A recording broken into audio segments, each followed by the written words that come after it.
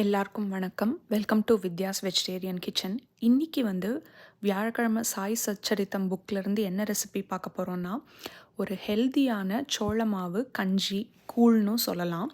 இதுக்கு நான் 2 table spoon அளவுக்கு சோள மாவு, இது அந்த புக்கில் பார்த்தீங்கன்னா ஜோவர் அம்பில்னு வரும், ஜோவர் அம்பிலின்ட்டு 2 டேபிள் ஸ்பூன் மாவை ஒரு அரை கப் தண்ணியில் நல்லா கட்டி இல்லாமல் கரைச்சி எடுத்துக்கோங்க.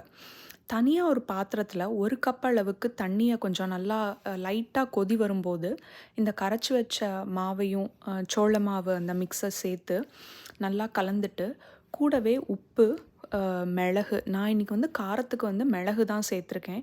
இந்த கஞ்சியை நீங்கள் உங்களுக்கு உங்கள் விருப்பத்துக்கு ஏற்ற மாதிரி நீங்கள் எப்படி வேணால் செய்யலாம். இது நான் இன்றைக்கி மிளகும் வறுத்து பொடி பண்ணின ஜீரகம் சேர்த்துருக்கேன் நான். அந்த வறுத்த ஜீரகம் உங்களுக்கு நல்ல ஒரு ஃப்ளேவரை கொடுக்கும். இது நீங்கள் இப்படியும் செய்யலாம், இல்லைன்னா நீங்கள் இஞ்சி மிளகா தட்டி போட்டு நம்ம நீர்மோர் செய்வோம் இல்லையா, அது மாதிரியும் செய்யலாம். ஸோ அந்த கஞ்சி நல்லா கொஞ்சம் திக்கானதுக்கப்புறம், அது நல்லா ஆறினதுக்கப்புறம் 2.5 கப் அளவுக்கு நான் மோர் சேர்த்துருக்கேன்.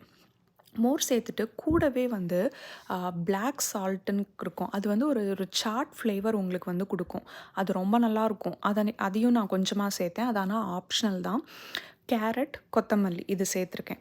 நான் ஏற்கனவே சொன்ன மாதிரி நீங்கள் வெறும் இஞ்சி பச்சை மிளகா தட்டி போட்டும் பண்ணலாம். இதில் கொஞ்சம் கூட வெங்காயமும் சேர்த்துக்கலாம். இது உங்களோட விருப்பம்தான்.